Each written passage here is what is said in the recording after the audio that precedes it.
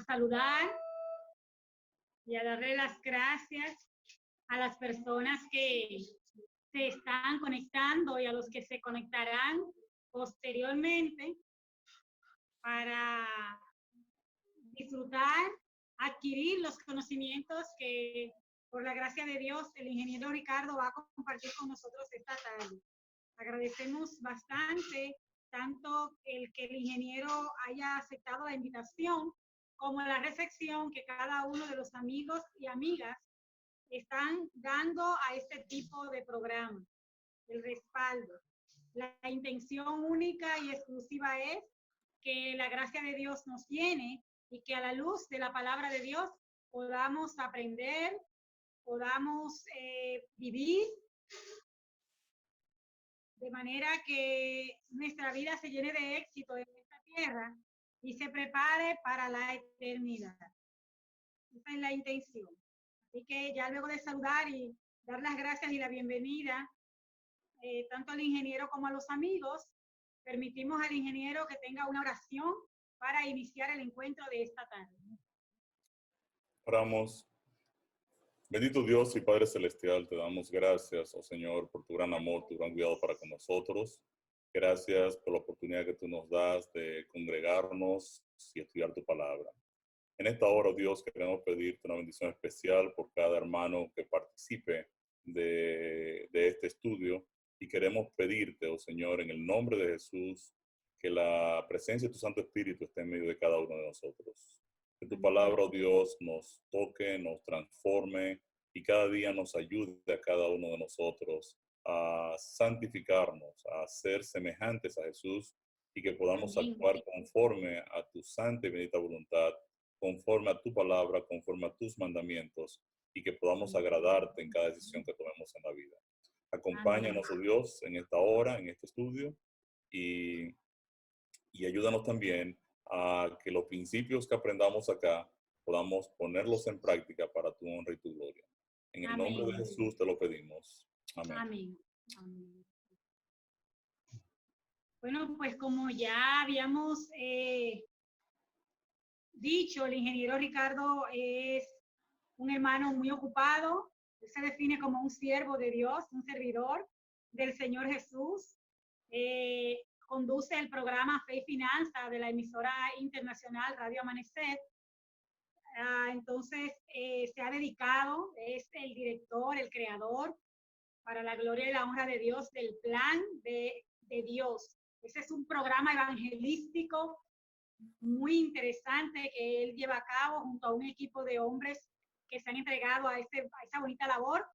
Y es un programa que ha creado un antes y un después.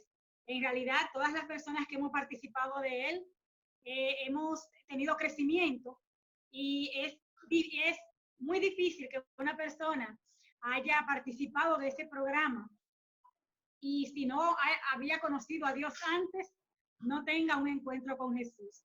Y le damos muchas gracias a Dios por iniciativas como esta. A buena hora, hermano Ricardo, que el Señor siga bendiciéndole grandemente. Hermano Ricardo, el tema que nos ocupa esta tarde es un desafío. Libertad financiera, ¿cómo lograr la libertad financiera? En ocasiones, nosotros los seres humanos nos quejamos mucho porque, bueno, no adquiero la cantidad de dinero que quiero tener, porque no tengo la casa que tiene aquel o cual persona, porque yo quisiera tener el vehículo que tiene fulano de tal. Mira, yo gano tanto y no me da. Entonces, realmente, generalmente nosotros gastamos mucho más de lo que percibimos, pero la libertad financiera es un derecho que le corresponde, que está disponible para toda persona. Perfecto, vamos a hablar esta tarde algunos principios de la palabra de Dios con relación al tema del dinero. Son principios muy conocidos, quizás lo difícil es asimilarlos y ponerlos en práctica. Yo tengo ya muchos años trabajando en el tema de la mayordomía cristiana. He sido bien confrontado por la palabra de Dios a hacer grandes cambios en mi dinámica financiera. Participé durante muchos años de ministerio de forma voluntaria. Estuve apoyando Ministerios Crown, que es un ministerio que enseña principios de finanzas a hermanos cristianos. Estuve como facilitador de este ministerio por varios años.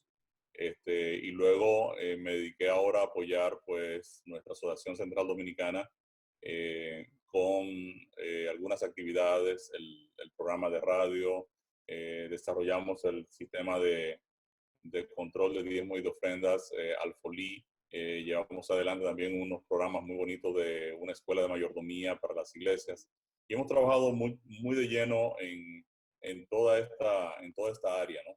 Durante mucho tiempo, pues yo desconocía mucho de la palabra de Dios en cuanto al manejo de las finanzas.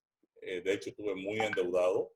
Pienso que el Señor utilizó también mi manera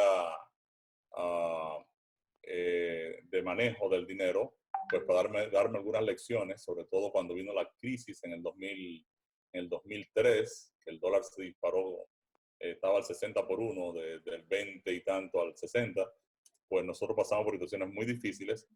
Y bueno, el Señor me ayudó también a salir de una situación muy grande de deudas, luego de yo conocer su palabra, conocer sus principios, y entonces poder hacer una verdadera transformación.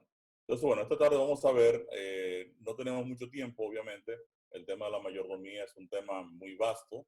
Mayordomía cristiana tiene que ver con administración cristiana y obviamente no está solo dedicada al tema del dinero. La mayordomía cristiana tiene que ver con la forma en que yo manejo el tiempo, manejo los recursos, manejo los talentos, manejo la iglesia, manejo la predicación del evangelio. O sea, mayordomía cristiana tiene que ver con administración en todo el sentido de la palabra. Quiere decir, cuando yo hablo de mayordomía cristiana, literalmente estoy hablando de la experiencia de la santificación del cristiano o la experiencia del caminar bajo la dirección del Espíritu de Dios en su administración personal. Y eso convierte la mayordomía entonces en un elemento fundamental en la experiencia cristiana. Yo pienso que hoy en día, pues, todo el mundo cristiano debiera abocarse a conocer real y efectivamente qué tipo de gestión quiere Dios que nosotros llevemos en sentido integral en todas nuestras vidas. Entonces vamos a dar inicio a este tema. Yo voy a estar presentando aquí, espero que la imagen se vea bien clara ya. ¿Se está viendo, sí? Sí, se está viendo bien. Perfecto. Entonces, ya oramos, estamos listos. Típicamente, antes de iniciar este tema, pues a mí me gusta iniciar con una historia que es verídica. Tengo un amigo que le gusta mucho el motocross, los motores enduro, que son motores que los jóvenes se van a las montañas, enlodan y demás. Y él es prácticamente un profesional en esa área. Un día él estaba en una tienda de motores y llegó un joven a la tienda y el joven preguntó por la marca de un motor italiano muy costoso. Si la tienda pues ofrecía ese tipo de equipo, ¿no? Y mi amigo entra y es de esas personas muy extrovertidas. Literalmente nosotros los dominicanos decimos de esas personas que siempre se meten donde no lo llaman o se meten en lo que no le importa. Y confrontó al joven y le dijo, mira, tú andas buscando un motor muy costoso. Yo te sugiero que no te gastes el dinero que vale comprar ese motor. El joven no le hace caso y sigue hablando con el dependiente. Y dice, pero mira, a mí me interesaría saber el precio de ese motor. Y mi amigo vuelve y le interrumpe y le dice, oye, me te estoy diciendo, yo soy un profesional del área, no te conviene gastar ese dinero. Y entonces comienza ahora a obstaculizar el proceso de este joven. Y entonces se mete a conversar con el joven y comienza a darle algunas instrucciones y le dice, mira, la verdad es que en ese tiempo, este amigo mío estaba precisamente tomando algunos principios de mayordomía cristiana con nosotros en un programa de grupos pequeños. Y entonces comenzó a decirle, mira, el dinero pertenece a Dios. No es correcto que tú hagas dinero y yo te estoy sugiriendo que compres un económico no por molestarte, sino por tu vida utilizar el dinero restante en una buena causa, en tu familia y demás, ¿no? Entonces comienza a apelar ahí al joven y de repente el joven comienza a llorar y mi amigo se asusta. Entonces dice, óyeme, dije algo impropio, perdóname. Entonces luego dice, no, mira, la verdad es que escuchándote, tú sabes, yo he tratado de mentirte en realidad de cuál es la situación. La verdad es que yo perdí mi trabajo y yo tengo un motor de esos. Yo quiero saber el precio para poder vender el mío porque yo necesito dinero. En realidad no tengo un solo peso, estoy casado, tengo una niña y estoy en una situación muy, pero muy difícil. De hecho, yo consideré seriamente quitarme la vida la semana pasada. Wow. Cuando mi amigo escuchó eso, se impresionó mucho y entonces le digo, pero mira, si en realidad lo que tú necesitas es dinero, yo te puedo ayudar con eso. Ah, sí, dice, sí, sí, claro. Si tú te quieres capitalizar rápidamente con 5 millones de pesos ahora mismo, ¿te gustaría? Dice, bueno, ¿y qué tengo que hacer? Dice, bueno, tú puedes vender un riñón de los tuyos, pues vende un riñón, hay muchas personas esperando riñones y tú fácilmente te consigues y te levantas 5 o 6 millones de pesos. El joven se pone la mano en el riñón derecho, como asustado, y es Claro. una solución terrible, ¿no? Y entonces, pero si tú quieres Claro, algo muy más de cruel. dinero, si quieres más dinero, pues tú puedes también, si quieres, por ejemplo, 20 millones de pesos, tú puedes vender tus córneas, te vas a quedar ciego, pero obviamente te va a capitalizar, tú no necesitas de dinero, ¿no? Y el joven entonces se asusta, ¿no? Y lo mira y dice, pero estás loco. Y dice, no, no, no estoy loco, tú te vas a quitar la vida y vas a perder el cuerpo entero, vendes un pedazo y te capitalizas, ¿no? Y entonces el joven se asusta, ¿no? Y dice, pero ¿qué es lo que tú me estás diciendo? Entonces el amigo pues se sonríe y le dice, no, solo quiero que tú entiendas que Dios te ha dado muchas más bendiciones que solo dinero y que tú cuentas con una gran cantidad de bendiciones que Dios te ha dado, una familia, una esposa, una hija, y luego no tienes dinero, pero tú caminas, tú ves, tú tienes salud, cosas que mucha gente desearían tener. Entonces eso nos lleva en realidad a analizar cuál es nuestra actitud con respecto al dinero.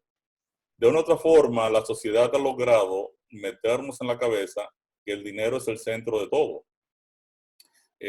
Ha sido muy buena la experiencia del COVID-19 en estos días, porque yo entiendo también que el mundo ha empezado a comprender que más importante que el dinero es estar vivos, es la salud. Y Claro. uno de los grandes filósofos alemanes, llamado Schopenhauer, eh, él escribía en uno de sus libros, él escribía que es más feliz un mendigo sano que un rey enfermo, dándole más valor a la salud, incluso a las posesiones materiales o al poder o a la influencia que yo pueda tener en este mundo. Entonces, de una u otra manera, el enemigo ha logrado meternos en las cabezas, no solo al mundo incrédulo, también al mundo creyente, eh, Claro. que lo más importante es tú tener posesiones, riquezas y demás. Y con mucha pena yo veo a veces muchos pastores cristianos declarando prosperidad y casas y carros y no sé cuántas cosas, como si eso fuera en realidad el centro del evangelio o la razón por la cual murió Cristo. Entonces, obviamente, entender cuál es mi actitud con respecto al dinero es el primer paso. Entonces, debemos hablar de dinero. Hay muchas personas que preguntan, ¿por qué tenemos que hablar de dinero en las iglesias? Eso es una cuestión materialista. Los cristianos no deberíamos estar hablando sobre cuestiones de dinero. Y la verdad es que no es así. En el mundo existen tres tipos de individuos, cuando usted lo analiza a la luz de las Escrituras. En Romanos 8:5 presenta dos. Algunos que tomaron el plan de Dios pues conocen bien este tema. Los que son de la carne, que piensan carnalmente, y los que son del espíritu, que piensan espiritualmente. O sea, son dos grupos de personas que existen en el mundo, los carnales y los espirituales. Y si existen dos tipos de personas, pues de igual manera existirán dos tipos de administraciones. Hay un tercer grupo de personas que son carnales, que piensan que no son ni carnales ni espirituales. Y es lo que pasaba en la iglesia de Corinto. En la carta de Primera de Corintios 3, los versos del 1 al 3, el apóstol Pablo le llama la atención a la iglesia y le dice, De manera que yo, hermanos, no pude hablarles a ustedes como espirituales, sino como a carnales, como a niños en Cristo. O sea, Pablo está diciendo a la iglesia de Corinto, miren, ustedes son cristianos, son la iglesia de Corinto, pero la verdad es que yo no puedo hablarle a ustedes en un ambiente espiritual. No les puedo hablar con principios espirituales, porque en realidad ustedes son carnales. Hay pleitos, hay celos, hay iras, hay contiendas. En realidad ustedes no están siendo guiados por el Espíritu de Dios y están obviamente del lado de los carnales. Entonces, este tercer grupo de personas, que es donde yo creo que podemos encontrarnos la gran mayoría de cristianos, son personas que ni son 100% espirituales, ni son 100% carnales, y quieren estar jugando el brinca la tablita, ya yo la brinqué, brinca la hora que yo me cansé. O sea, quieren estar de un lado y del otro al mismo tiempo. Entonces el apóstol Pablo le dice a esta iglesia, ustedes son aún carnales.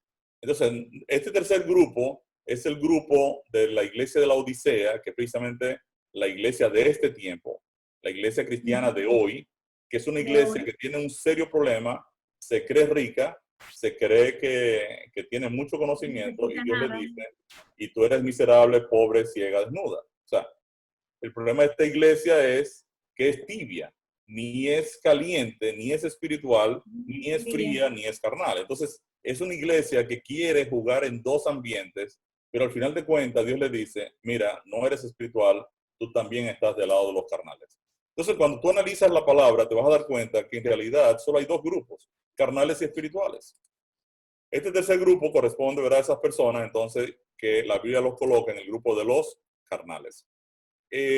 Un serio problema del hombre carnal o el hombre natural es que no percibe las cosas que son del Espíritu de Dios, porque para él son locura. No las puede entender, dice la Biblia, porque se han de discernir espiritualmente. Entonces, el hombre natural o carnal no logra entender la mecánica espiritual. Entonces, partiendo de este hecho, de esos dos grupos de personas, los carnales y los espirituales, tú te vas a dar cuenta que también tenemos dos tipos de administraciones.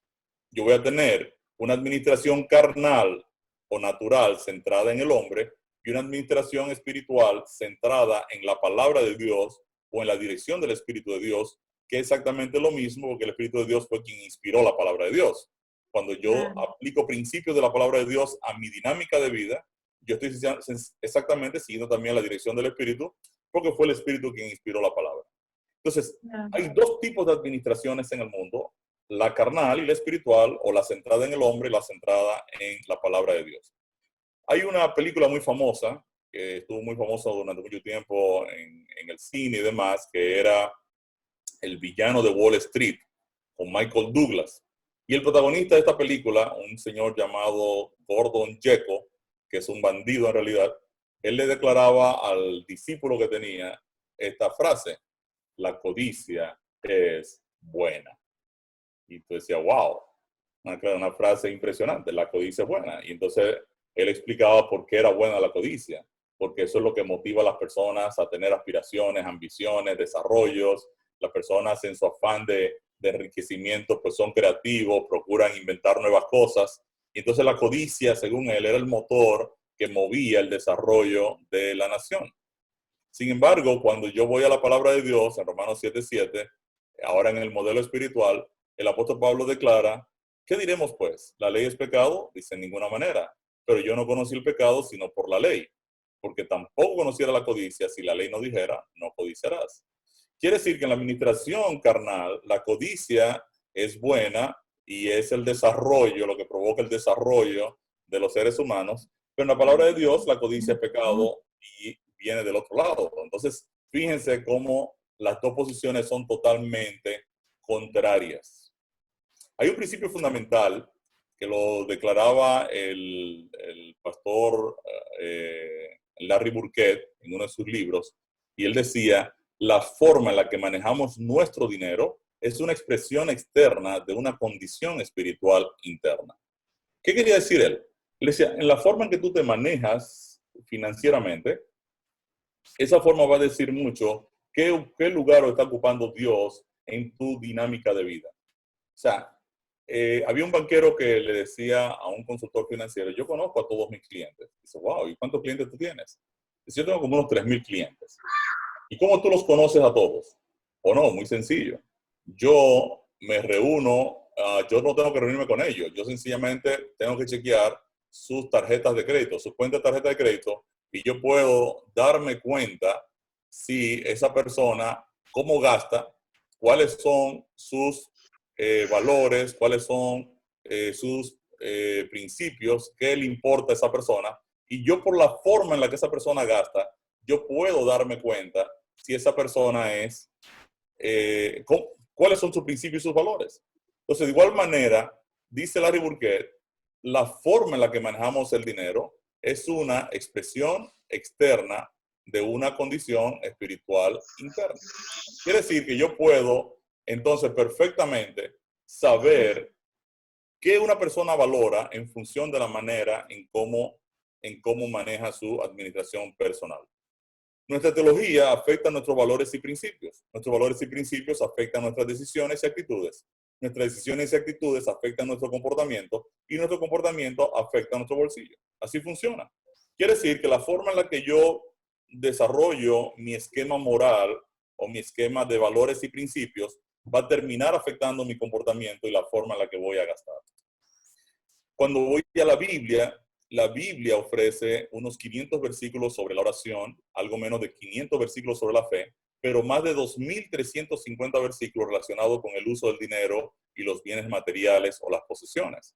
Quiere decir que el tema del dinero y la administración del dinero y de los bienes tiene un lugar relevante en la palabra de Dios. Si usted recuerda que la Biblia tiene alrededor de unos 14.000 versículos, pues entonces se va a dar cuenta que en realidad 2.350, alrededor de casi un 20% de la información de la palabra de Dios está relacionada con la administración del dinero. Entonces, es correcto que hablemos del dinero en la iglesia, es correcto que los hermanos puedan entender cómo Dios ve el tema del dinero, cuál es su rol en el tema del dinero, qué Dios espera que nosotros hagamos con el dinero, porque la Biblia nos ha dado mucha información con relación a este tema que es tan importante. De hecho, 26 de las 38 parábolas de Jesús tenían que ver con la administración del dinero. Y Jesús le advertía a la iglesia, hey, ten cuidado, la vida del hombre no consiste en la abundancia de los bienes que posee. Un hombre tenía tantos talentos y los repartió, y mira, y el que no, el que se apega al mundo, pues le pasa esto. O sea, Jesús estuvo siempre advirtiéndole a la iglesia, advirtiéndole a los discípulos el peligro de una administración mal enfocada. Cuando hablamos de dinero, obviamente tenemos dos partes, la parte que le correspondería a Dios y la parte que nos correspondería a nosotros. Cuando hablamos de Dios y el dinero, la primera pregunta que nosotros tenemos que hacernos es ¿cómo es Dios? ¿Cómo es Dios? Y yo creo que aquí hay un problema muy serio a nivel de todas las personas que de una u otra manera declaran creer en Dios. Estaba una vez en una reunión de amigos y de gerentes y salió a relucir el tema de Dios, y entonces todos me decían que creían en Dios en este grupo de gerentes, pero había algunos que creían en Dios pero eran evolucionistas, otros creían en Dios que estaba contenido en la mesa donde estábamos, en las sillas, en los árboles, en los botes y demás. Y entonces me preguntaron a mí, entonces yo tomé a uno de los que creía que Dios estaba contenido en todo y le dije, ¿cómo es el Dios en el que tú crees? Y dice, bueno, el Dios en el que yo creo es un Dios que está preocupado por mi felicidad. Y dije, mira, es muy bueno, yo también creo en eso. Dice él, también yo creo que Dios está contenido en todo, en esta mesa, en aquí, en ti, en el otro, allá. Entonces yo le preguntaba, ¿cómo esta mesa se preocupa por tu felicidad? Entonces él se queda así como chocado. Y me dice, mira, contigo no se puede hablar de nada, porque yo veo como usted hace una pregunta como que, o sea, digo, no, tú me estás diciendo que Dios está en esta mesa, está contenido en esta mesa, y Dios está preocupado por tu felicidad. Entonces, lo que te quiero señalar es que tu descripción o tu definición del Dios en que tú crees tiene aquí una incoherencia. Entonces, quiero llamar tu atención a que hay algo que no está bien en tu definición del Dios en el que tú crees. Entonces, ¿cómo es el Dios en el que tú crees? ¿Cómo es el Dios que tiene estructurado o definida tu mente? Y es una pregunta que yo tengo que hacerme muy seria. ¿Por qué? Yo creo que el 99.999% de los seres humanos y que describen a Dios, hacen descripciones de Dios y ninguna representa una buena noticia. Eso es penoso porque la gran mayoría de descripciones que yo veo de Dios, incluso en la gran mayoría de cristianos hoy en día, no me representa ninguna una buena noticia. Yo veo un Dios castigador, un Dios que manda pues unos castigos impresionantes por todos lados, que tortura eternamente a las personas que no aceptan su llamado amoroso. Entonces, yo veo descripciones de Dios que en realidad meten miedo. Y entonces, cuando yo voy a hablar del tema económico, yo tengo que saber cómo es el Dios en el que yo creo. Hay un libro muy famoso, que yo entiendo que todo cristiano debe leerlo, de un pastor evangélico de hace muchos años, que ya falleció, A.W. Tozer. Él escribió un libro titulado El conocimiento del Dios Santo. Incluso está en PDF y ustedes lo pueden descargar gratuitamente. Él declara ahí y dice, es muy natural que un Dios engendrado en las sombras de un corazón caído no sea una verdadera semejanza del Dios verdadero. O sea, él dice, es muy probable, es muy natural que el Dios que tú te estés inventando o el Dios que tú creas que así es Dios, no sea muy parecido ni cerca a la verdadera realidad del Dios real que se presenta en la palabra. El Señor le dice al malvado en el Salmo 50, tú pensabas que yo era totalmente igual a ti. Y él sigue diciendo en este libro, entre los pecados a los que tiende el corazón humano, es difícil hallar otro que sea más odioso para Dios que la idolatría, porque la idolatría es en el fondo una difamación con respecto a su personalidad. El corazón idólatra da por sentado que Dios es otro diferente a quien es, algo que es en sí un monstruoso pecado y sustituye al Dios verdadero por otro hecho a su propia semejanza. Este Dios siempre se conformará a la imagen del que lo ha creado y será bajo o puro, cruel o bondadoso, según el estado moral de la mente de la cual ha surgido. Entonces, esto es bien interesante porque él dice, si el Dios en el que tú crees es distinto al Dios real que está en la palabra, la verdad es que tú eres un idólatra, porque tú estás creyendo en un Dios, en una divinidad que es distinta al Dios verdadero. Entonces, tú tienes que preocuparte entonces por conocer y entender a Dios. Ese debe ser un objetivo fundamental. De hecho, mientras tú no defines el Dios en el que tú crees, en realidad tú ni siquiera te estás definiendo a ti mismo. Porque el Dios creador que te creó a ti, te creó con un propósito, con un plan de vida, con un programa que ya Él tiene preparado para ti, ¿verdad? Sí, claro. Y si tú ni siquiera lo conoces, en realidad tú vas a andar por la vida completamente perdido. Entonces, eso pasa en todas las áreas de la vida, incluidas las finanzas. Cuando tú vas a la Biblia, Dios se presenta a través de sus atributos. Dios se revela, se manifiesta, Dios se da a conocer. Y algunos de los atributos de Dios son múltiples, pero aquí hay algunos. Dios es autoexistente, es autosuficiente, infinito, inmutable, trascendente, es omnisciente, todo lo conoce, es omnisapiente, lo sabe, goza de una sabiduría impresionante, infinita, es omnipresente, es omnipotente, es fiel, misericordioso, justo, perfecto, de gracia infinita, santo, amor, soberano. Ahora, es interesante que cuando yo voy a la palabra de Dios, yo puedo entonces darme cuenta cómo es Dios. De hecho, tengo que tener cierto cuidado también con sus atributos. Por ejemplo, cuando la Biblia dice que Dios es omnipotente, no quiere decir que Dios todo lo puede. Hay muchas cosas que Dios no puede hacer. Por ejemplo, Dios no puede pecar, Dios no puede mentir, Dios no puede ser injusto, Dios no puede ser infiel. Si Él es justo, el Dios justo, Él no puede ser justo. De hecho, la Biblia declara que si nosotros somos infieles, Dios permanece fiel porque Dios no puede negarse a sí mismo. Quiere decir entonces que la omnipotencia de Dios está limitada al carácter de Dios. Dios puede, con un poder infinito, hacer todo lo que su carácter le permite hacer. Entonces, y algo más, y también no puede, otra cosa que no puede hacer es por encima de mí hacer lo que yo no he decidido y no quiero hacer. O sea, no pasa por encima de mi voluntad. Yo tengo que elegir. Él no puede obligar.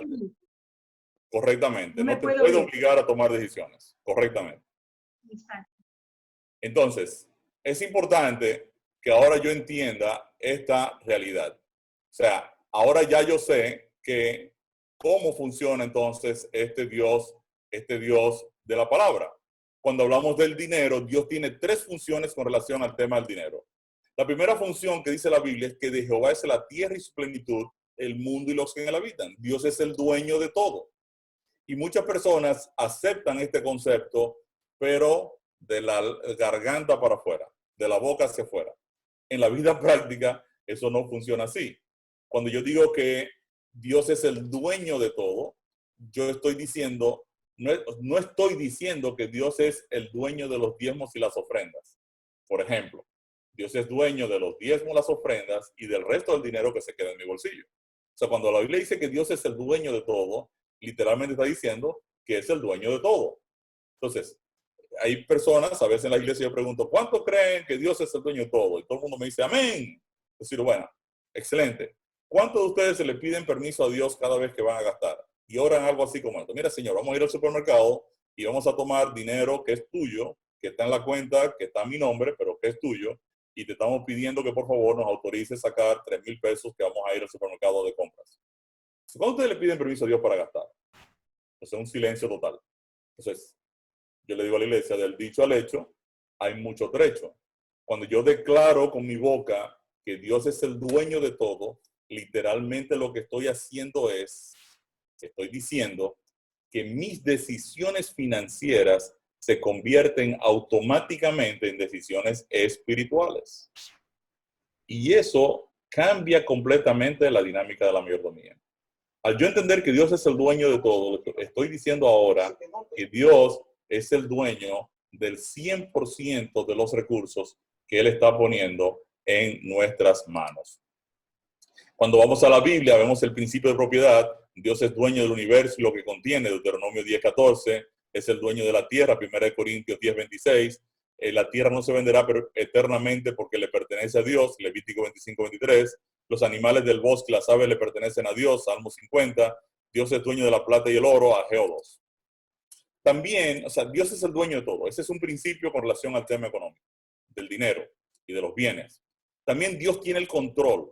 Dice Salmo 135:6, todo lo que Jehová quiere lo hace en los cielos y en la tierra, en los mares y en todos los abismos. Entonces Dios tiene el control de todo lo que ocurre en su universo.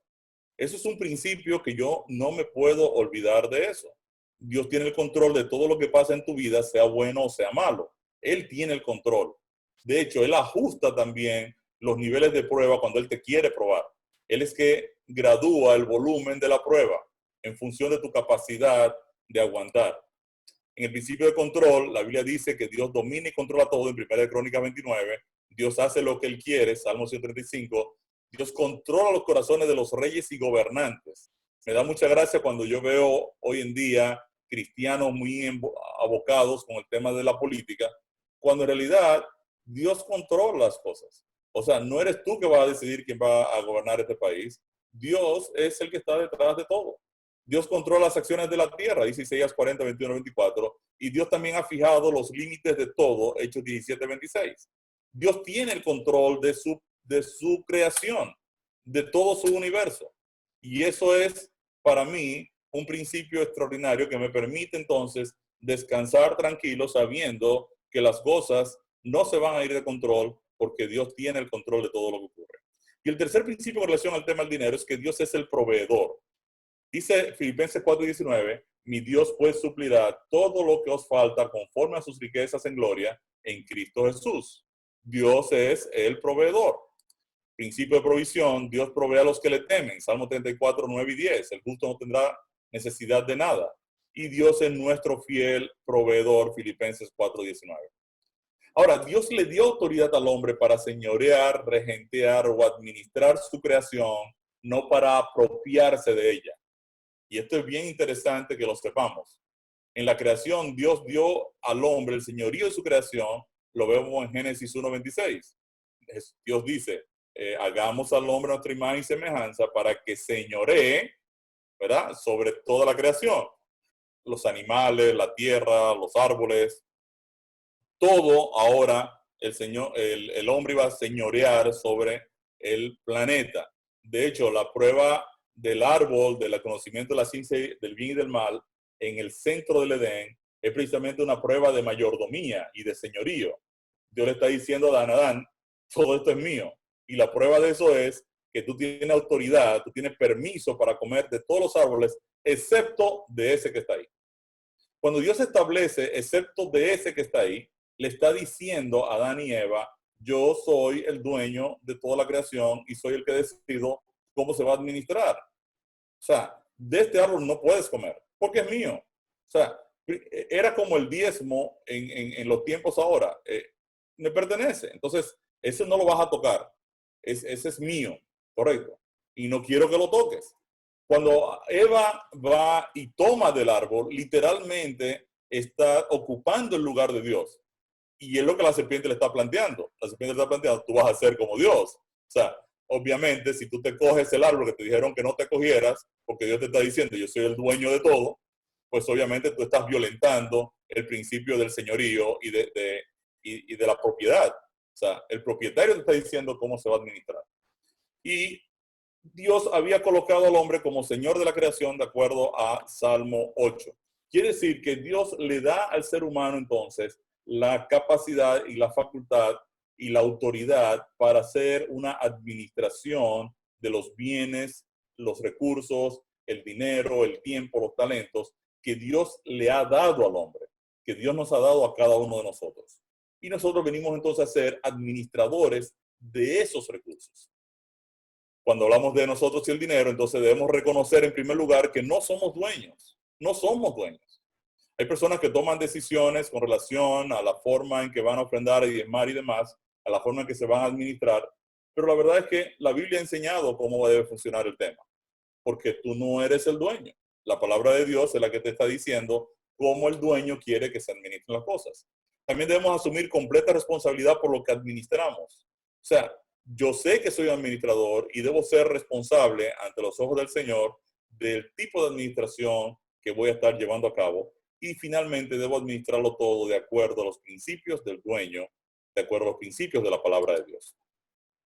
Ahora bien, como administrador, todo buen administrador procurará en primer lugar la razón por la cual fue contratado y entender la voluntad del dueño del negocio que lo contrató. ¿Qué significa esto? Si yo contrato en una empresa, yo soy dueño de una empresa y contrato un administrador a la empresa, lo primero que ese administrador tiene que procurar conocer es, señor fulano, ¿por qué usted me está contratando como administrador? ¿Cuáles son los problemas que usted tiene aquí en su empresa? ¿En qué usted quiere que yo me enfoque? ¿En qué usted quiere que yo dirija toda mi atención? ¿Qué retos tenemos? Y demás. Ahora el dueño le va a decir, mire, yo a usted lo estoy contratando porque necesito mejorar el clima laboral, mejorar el mercadeo, aumentar las ventas, quiero evaluar los siguientes índices. Quiere decir que el administrador lo primero que tiene que procurar es entender la voluntad del dueño. De hecho, en los versículos 15 y 17 de Efesios 5 se nos da la clave para conocer la voluntad de Dios. Dice Efesios 5:17, por tanto, no seáis insensatos, sino entendidos de cuál sea la voluntad del Señor. O sea, lo primero que yo tengo que procurar es, como administrador, entender cuál es la voluntad del dueño de todo. Entonces, ahora yo tengo que involucrarme con la palabra de Dios para poder comprender, dueño, usted, ¿por qué me está dando este dinero? ¿Por qué me está dando esta inteligencia? ¿Por qué me está dando estos talentos? ¿Qué usted quiere que hagamos con todos estos recursos que usted me está dando? Fíjense que dice Efesios 5, 15 al 16. Mirad pues con diligencia cómo andéis, no como necios, sino como sabios, aprovechando bien el tiempo porque los días son malos. Ahora, Efesios 5, 15 y 16 me está diciendo que debo aprovechar el tiempo para entonces 5, 17. ¿En qué debo aprovechar el tiempo? En conocer cuál es la voluntad del Señor. Quiere decir que yo debo procurar ahora aprovechar mi tiempo con diligencia y procurar entender qué es lo que Dios quiere. Entonces, el administrador fiel hará un uso sabio del recurso del tiempo que Dios le ha dado y lo invertirá de forma cuidadosa en identificar la voluntad de Dios para su vida. Si luego de conocer la voluntad del dueño, el mayordomo o administrador decide no trabajar en esa dirección, al momento de evaluar o juzgar su trabajo, el dueño lo removerá del cargo y lo tildará de infiel. Quiere decir que si el dueño me dice a mí, mire, yo le estoy contratando a usted porque queremos incrementar el volumen de ventas de este proyecto o de esta empresa, y yo no logro el cometido del dueño, pues el dueño va a venir a pasarme al año una evaluación y me va a decir, mira, al contrario de lo que estábamos vendiendo cuando te contraté, estamos por debajo. Entonces tú no puedes seguir en el cargo. Tú has sido un administrador infiel. Tengo que removerte y buscar otra persona que esté dispuesta entonces a trabajar en la dirección de lo que yo le planteaba. Lo mismo pasa con Dios. Dice Lucas 12, 47 y 48, aquel siervo que conociendo la voluntad de su Señor no se preparó ni hizo conforme a su voluntad, recibirá muchos azotes, mas el que sin conocerla hizo cosas dignas de azotes, será azotado poco. Porque a todo aquel a quien se haya dado mucho, mucho se le demandará, y al que mucho se le haya confiado, más se le pedirá. Entonces, solo cuando nos dedicamos a hacer la voluntad del dueño, podemos tener la garantía de la vida eterna que Cristo nos ha ofrecido por medio del Evangelio. Y esa verdad usted la encuentra en 1 de Juan 2, 15 al 17, donde dice, no sigáis al mundo ni las cosas que están en el mundo. Y termina diciendo el texto, porque todo el que hace la voluntad de Dios permanecerá para siempre. O sea, conocer la voluntad de Dios entonces es indispensable para un buen administrador. El mayordomo fiel conocerá la voluntad de Dios y abrazará esta visión y la apoyará con todo su ser. Por ejemplo, 1 Juan 2:17 dice, el mundo pasa y sus deseos, pero el que hace la voluntad de Dios permanece para siempre. Ahora, ¿cuál es la voluntad del dueño? ¿Qué es lo que Dios quiere? La Biblia ha sido muy clara para decir a nosotros qué es lo que Dios quiere. Segunda de Pedro 3:9 declara, el Señor no retarda su promesa, según algunos la tienen por tardanza, sino que es paciente para con nosotros, no queriendo que ninguno perezca, sino que todos procedan al arrepentimiento. Aquí me está diciendo la palabra muy claramente qué es lo que Dios quiere. Dios no quiere que la persona se pierda, porque lo que Él quiere es que todos procedan al arrepentimiento. Ahora, 1 Timoteo 2, 3 y 4 todavía es más preciso. Yo pienso que este es el texto en la Biblia que dice claramente qué es lo que Dios quiere. El texto declara, porque esto es bueno y agradable delante de Dios nuestro Salvador, el cual quiere que todos los hombres sean salvos y vengan al conocimiento de la verdad. Quiere decir que la Biblia ahora sí me está diciendo qué es lo que Dios quiere. Dios quiere que todos los hombres sean salvos y vengan al conocimiento de la verdad. Eso es lo que el dueño quiere. El dueño de todo lo que existe quiere la salvación de todo el mundo y que la persona venga al conocimiento de la verdad. También nos dice que vayamos por el mundo, prediquemos el evangelio alineados con lo que Él quiere para que las personas sean salvas. Ahora, la voluntad del dueño del universo, Dios, es que toda la humanidad sea salva, venga al conocimiento de la verdad, y es por esto que envía a su iglesia a predicar el evangelio a todo el mundo. Esta realidad compromete ahora, y aquí sí vamos a hablar ahora del tema, cómo eso me afecta a mí. Esta realidad compromete a cada mayordomo del reino de Dios a administrar sus recursos con la salvación como centro. En este sentido, Efesios 6:17 señala que nuestra mente está protegida con el yelmo de la salvación. Quiere decir que ahora yo ya sé lo que Dios quiere y ahora mi administración tiene que alinearse con el proyecto de Dios. Y yo creo que es aquí donde nosotros estamos fallando. ¿Por qué estamos fallando aquí? Porque si en realidad Dios me está diciendo lo que Él quiere y en vez de yo dedicar recursos a financiar el evangelio, ahora yo me invento que quiero tener un Mercedes-Benz del año. Entonces fíjate que ahora yo me estoy moviendo en una dirección distinta a lo que es la visión de Dios. Probablemente yo no necesito el Mercedes-Benz del año. Probablemente lo que necesito es un vehículo bueno, cómodo, duradero, de calidad, pero yo no tengo que gastarme una gran cantidad de dinero sencillamente para pagar un extra de ostentación cuando ese extra lo puedo estar utilizando en la voluntad del dueño. Con esto yo no estoy diciendo que las personas tienen que andar en bicicleta o en chancletas. Estoy diciendo que cuando Dios coloca recursos en una persona o en un empresario, el que sea, o en un trabajador, en una cierta cantidad, ahora yo debo hacer una administración razonable de esos recursos, porque obviamente si Dios pone a un cristiano en el Senado, ¿verdad? Como senador de la República, pues ese senador va a tener que gastar en trajes, en un cierto estándar de vida que está alineado con esa posición a la que ya Dios lo ha colocado. Ahora, en esa misma posición, ese senador debe administrarse con justo lo necesario para mantener ese estándar o ese estatus para que le sobre recursos para financiar lo que Dios quiere.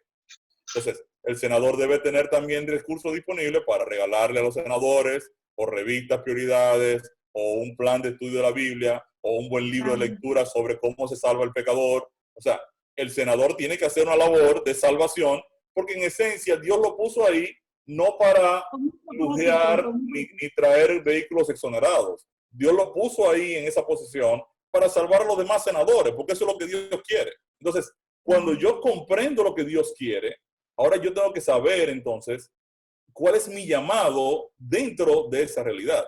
En otras palabras, si Dios me puso a gerenciar una empresa, o me puso a dirigir un departamento, o me colocó como empleado en una empresa particular, Dios quiere que yo contamine con el evangelio la vida de todas las personas con las cuales yo me codeo o con las cuales me relaciono.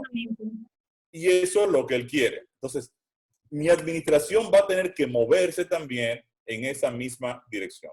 En este material de 7 ingredientes, obviamente no lo vamos a ver porque son, cada uno ocupa un tiempo importante, pero los ingredientes sí se los voy a mencionar. El primer ingrediente es desarrollar un plan de gastos, hacer un presupuesto.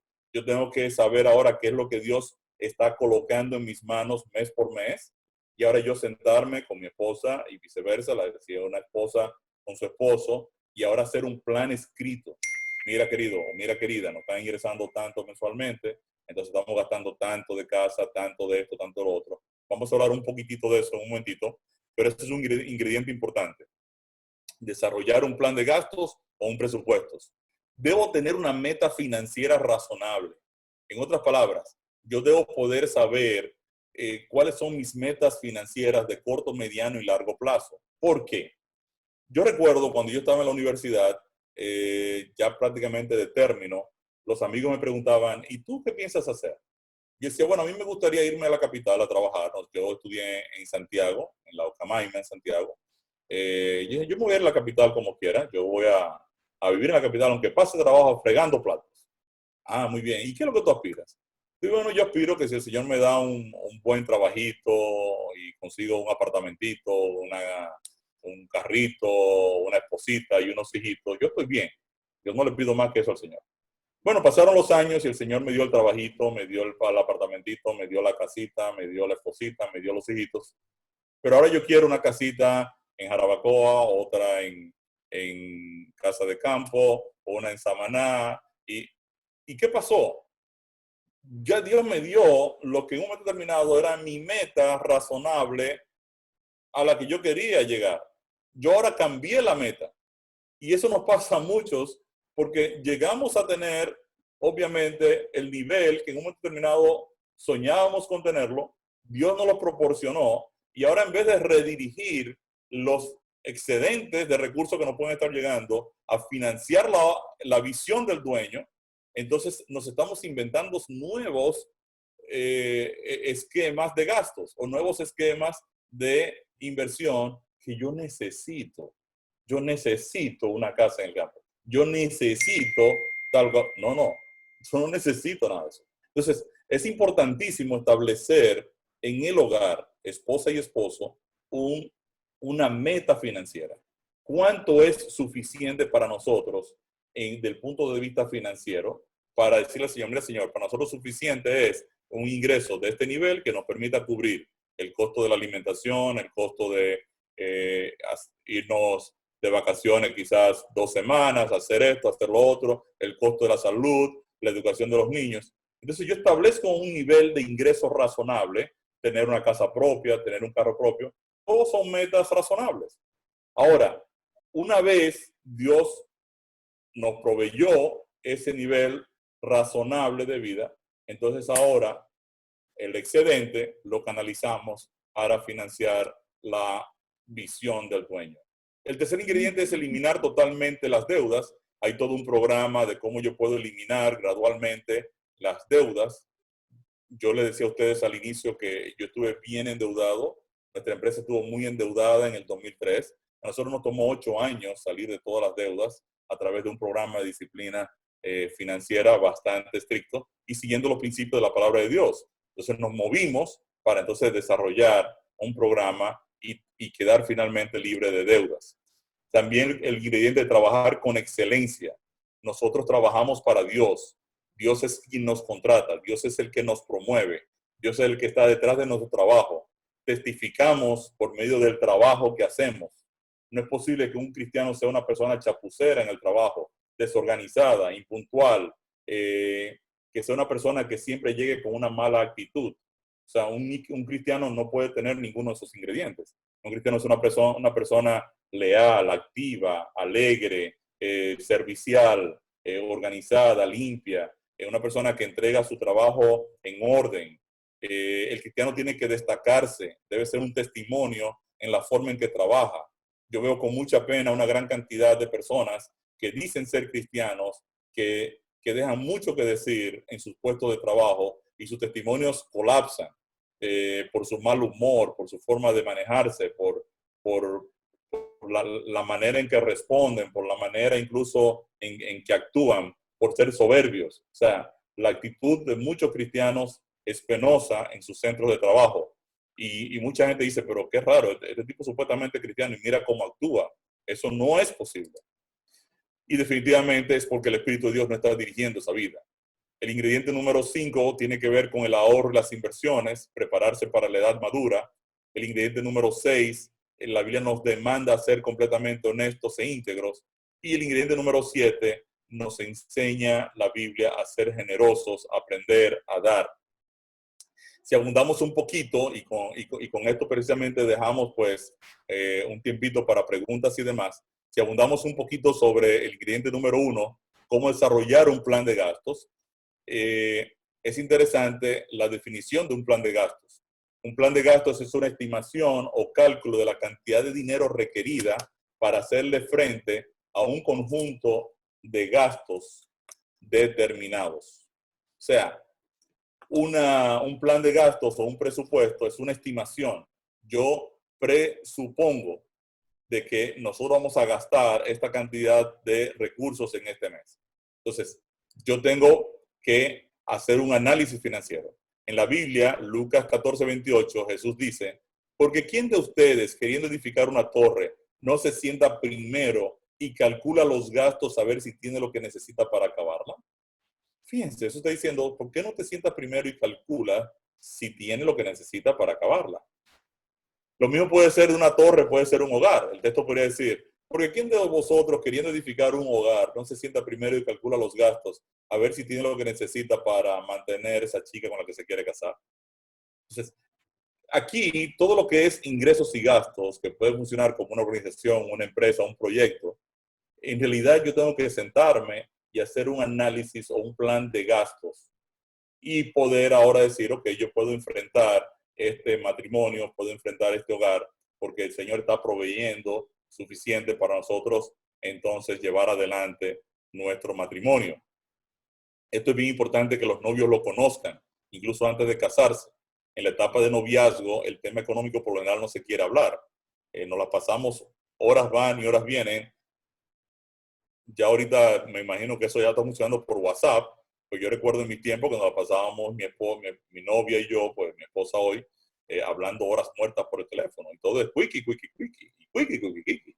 Y mira, tú te reíste, ahora yo me río. Entonces, nos la pasamos en eso, pero no nos sentamos a decir, ven acá, tenemos dinero en realidad para nosotros unirnos en matrimonio y llevar adelante un hogar con éxito financiero. Entonces, tenemos que sentarnos y hacer un plan de gastos, definitivamente. ¿Cómo yo hago un plan? Yo debo primero tener dos tipos de hojas. Uno es la hoja de ingresos, donde en esta hoja de ingresos nosotros colocamos cuál va a ser el salario del esposo, cuál es el salario de la esposa, si hay intereses de algún certificado financiero que tenemos depositado en un banco y demás, entonces cuánto nos está pagando esos intereses, dividendos, ingresos mensuales puede ser que un tío se murió, me dejó una casita alquilada y esa casita me da todos los meses 10,000 pesos. Bueno, todo lo que es ingreso mensual entra ahora en esta hoja. Yo tengo todos los montos, los anoto y sumo ahora el total de los montos de ingresos del hogar y eso me va a dar lo que se llama el ingreso bruto. ¿Por qué es importante esto? Esto es bien importante porque en muchos hogares, incluso cristianos, los esposos no saben cuánto ganan las esposas y las esposas no saben cuánto ganan los esposos.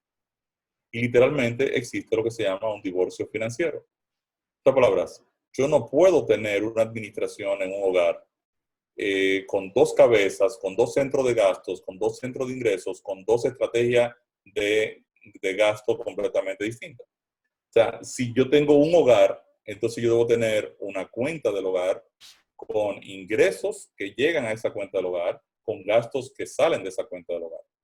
Y debo tener un solo administrador en el hogar, que puede ser el esposo, puede ser la esposa, la persona que sea más organizada de los dos, debe llevar las finanzas del hogar y debe llevar un control de los ingresos y gastos. Hay muchos esposos o esposas que no quieren transparentar sus ingresos a la cuenta del hogar porque ellos quieren tener control de sus salidas. Una esposa puede querer tener control de su salida con sus amigas o de el salón o de que yo quiero hacer esto, yo quiero ir un día a la tienda y gastarte mi dinero, pero que no es tu dinero, es el dinero de Dios. Entonces, obviamente, el problema viene por ahí. Entonces, eso no es ningún inconveniente. Lo vamos a ver en un momento cuando tú centralizas el ingreso en el hogar, que viene del esposo, de la esposa o de cualquier otra fuente, entra el dinero y entra al plan de gastos. Entonces, usted le pone una mesada al esposo, una mesada a la esposa, y ese es un dinerito que la esposa y el esposo van a administrar sin tener que estar preguntando si la esposa quiere irse al salón o quiere irse con una amiga a tomarse un chocolate. Amén, no hay ningún problema con eso. Ella tiene su mesada todos los meses para hacer eso. Pero ya eso está planificado en la mecánica del presupuesto del hogar. Nosotros, luego que usted tiene todo el ingreso, suma todo el ingreso, eso le da el ingreso bruto, y al ingreso bruto usted le va a restar el 10% que es el diezmo. Eso es lo que va a ir como diezmo ahora a financiar la obra de Dios. Y en nuestro caso tenemos las ofrendas. Nosotros seguimos mucho el principio bíblico de Israel. Los diezmos en Israel se utilizaban para la manutención de los levitas, sacerdotes y demás, y las ofrendas eran para mantenimiento del templo. Nosotros de igual manera en nuestra iglesia tenemos el diezmo que va directamente para el pago de pastores, Radio Amanecer, evangelismo, administración del evangelio. El diezmo se utiliza en esos recursos, en esa línea, y las ofrendas entonces se quedan en la iglesia local para el mantenimiento de la iglesia y el presupuesto de la iglesia. Entonces nosotros recomendamos a los hermanos que saquen su diezmo y que hagan un pacto con el Señor de ofrenda, que puede ser un 1, un 2, un 3%, un 4, un 5, un 10, un 20, un 30, un 40, lo que usted quiera. Yo quedé muy impactado, por ejemplo, el Ministerio Crown. El Ministerio Crown era un ministerio sostenido por creyentes que tenían muchos recursos invertidos en la bolsa de valores y anualmente estas personas recibían, digamos, $1 millón. Ellos sacaban de sus inversiones, recibían ese dinero, un cheque anual, ellos sacaban $100,000 de diezmo, lo mandaban a sus iglesias, luego sacaban lo que ellos gastaban en un año en comida, transporte, hijos, gasto de la casa, todo lo que era el costo operativo del creyente, digamos $250,000, y lo metían en una cuenta de banco para ellos mensualmente, entonces sacar de ahí los gastos de vida, y luego hacían un cheque de $650,000 y lo mandaban al Ministerio Crown para financiar el ministerio. Quiere decir que esas personas estaban ofrendando un 65% del ingreso, entendiendo que Dios es el dueño de todo. Ellos solo se cobraban lo que ellos necesitaban para vivir de manera razonable y lo apartaban.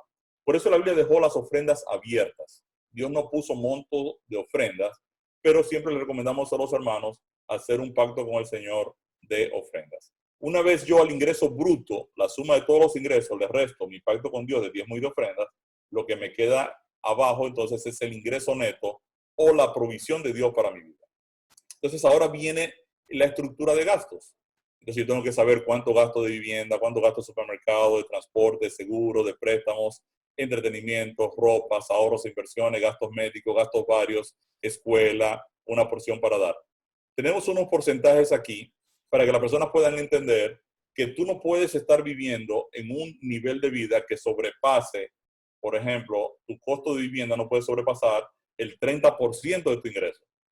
Es como que yo diga, bueno, a mí me ingresan, para poner un número, en $1,000 mensuales, pero mi casa me cuesta 800. Es imposible. O sea, yo con $200 no puedo mantener comida, transporte, seguro, entretenimiento, ropa, inversiones, gastos médicos, gastos de belleza. No hay forma. O sea, tiene que haber una proporción de lo que a mí me ingresa versus la dinámica de gastos. En un caso particular, por ejemplo, mi vivienda costaba, en medio de la crisis, me estaba llevando casi el 70% del ingreso. Y yo tuve que hacer una reunión con mi esposa y decirle, mira, o yo me muero antes de los 50 años o sencillamente nos mudamos. O sea, me dijo, bueno, nos mudamos. Y vendimos aquello y alquilamos una casa y, wow, empezamos a respirar inmediatamente. Quiere decir, yo no estoy obligado a tener una vivienda propia. La Biblia no me dice, la vivienda, la casa tiene que ser propia. Si no puedo tener la propia, yo la alquilo. No hay ningún problema con eso. ¿Qué es bueno tener una casa propia? Es bueno, pero yo tengo que evaluar siempre el sentido financiero de las cosas. Si usted se va a la Biblia, se va a dar cuenta que Abraham era un hombre riquísimo, pero no tenía casas. Mientras que Lot se preocupó por tener una casa y puso una casa en la Duarte de Sodoma y Gomorra. Entonces, el hermano Lot cogió un grupo de ovejas, ¿verdad? Las quemó, las vendió para hacerse una casa, sacar una villa en el centro de una ciudad importante. Y tenemos la historia que pasó. ¿Por qué Abraham no quiso tener una casa fija en un sitio? Porque su negocio no se lo permitía. Su negocio era un negocio que se mueve. O sea, las ovejas hay que buscarle nuevos pastos, nuevos lugares. Y Abraham dijo, no hay ningún problema, yo me muevo con las ovejas. Y me quedo con la casa que Dios me está preparando, dice Hebreos. Él prefirió la casa que Dios le está preparando, la Nueva Jerusalén. Pero su negocio es un negocio que se mueve y Abraham decidió entonces moverse con su nivel de vida, con lo que él hace. Entonces, no era una buena estrategia tener una casa en el caso de Abraham. De igual manera, yo tengo que saber si es una buena estrategia yo tener que invertir una cantidad de recursos para quedarme con una casa propia. No necesariamente es una buena idea, a menos que el Señor ya no provea los recursos para que eso no sea una carga en mi dinámica financiera. Entonces, aquí hay un modelo más o menos de lo que pudiera ser entonces todos el centro de gastos de un hogar. Está la hipoteca o el alquiler, el seguro de la casa, los impuestos, la electricidad, el gas, el agua, el teléfono. En el supermercado yo tengo alimentos, artículos de limpieza. En el transporte yo tengo el pago del auto, el transporte público, la gasolina, reparaciones. Tengo las placas. Hay gastos de esto como los seguros que son una vez al año. Entonces yo tengo que prorratear ese gasto de una vez por año, dividirlo entre 12 y yo apartar todos los meses el dinerito para cuando me llegue el pago del seguro, ya yo lo tengo disponible en el banco.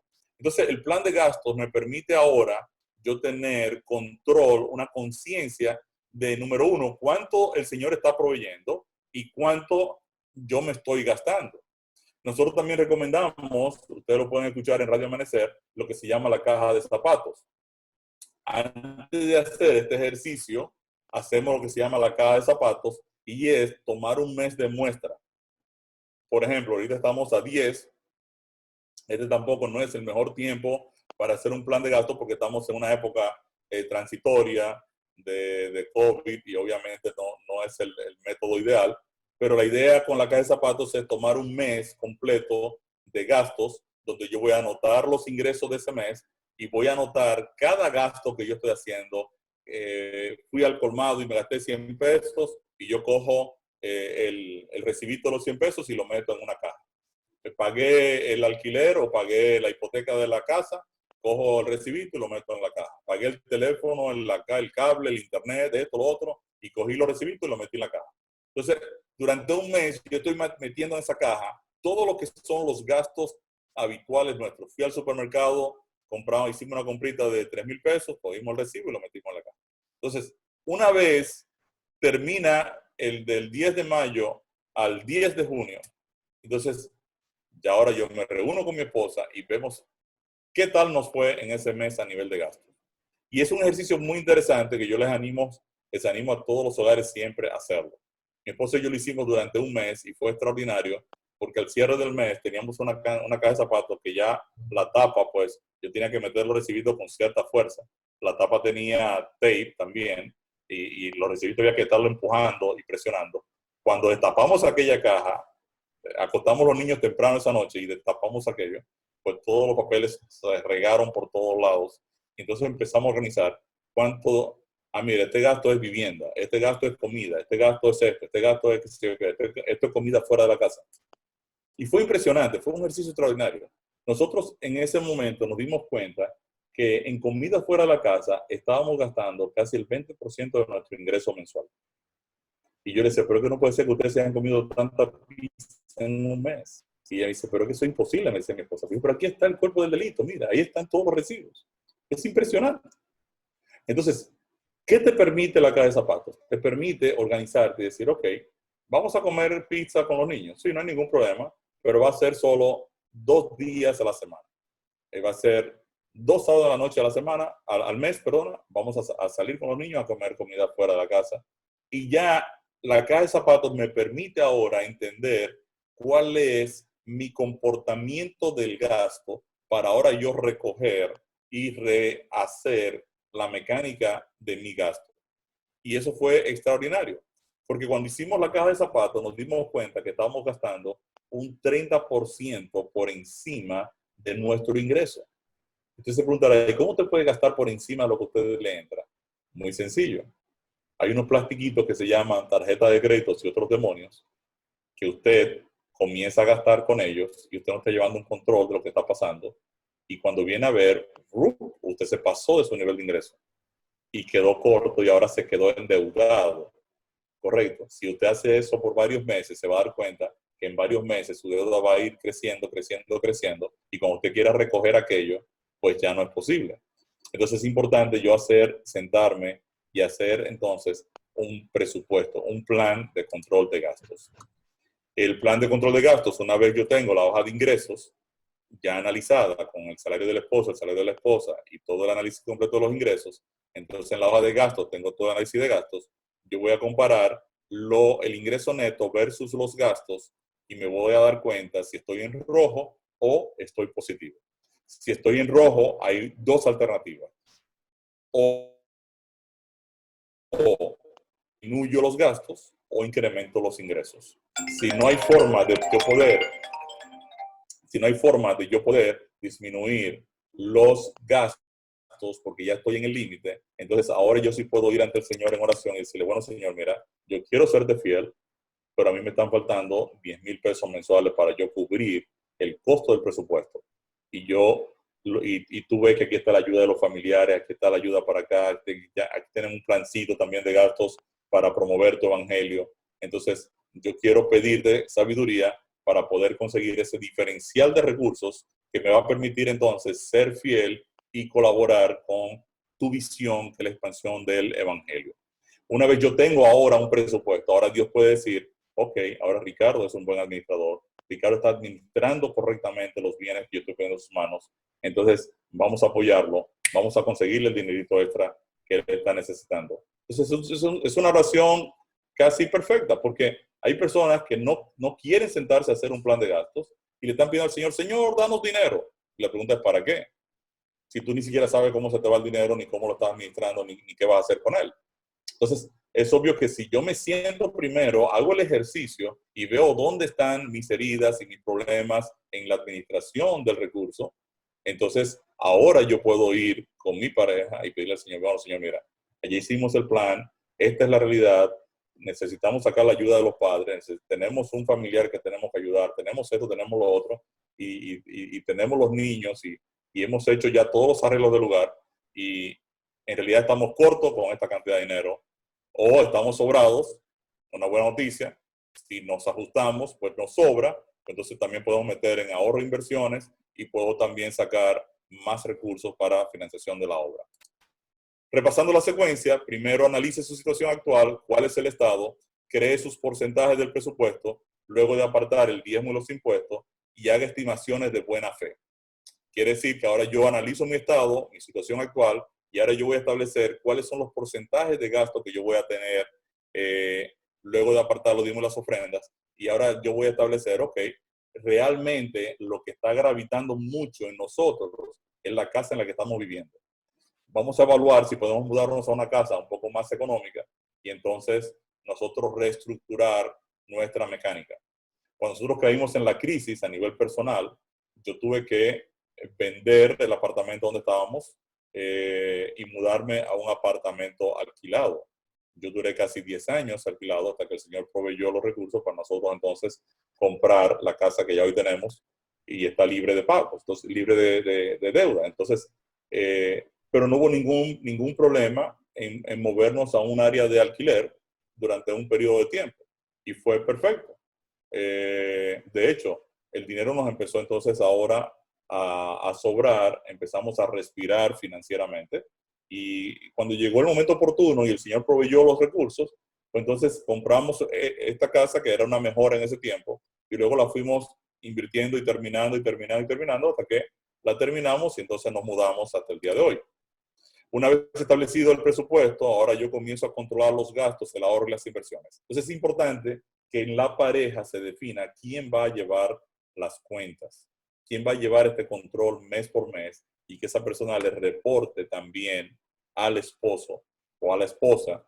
Si es la esposa que va a llevar la administración, le debe reportar al esposo cómo se comportó el centro de ingresos y gastos ese mes.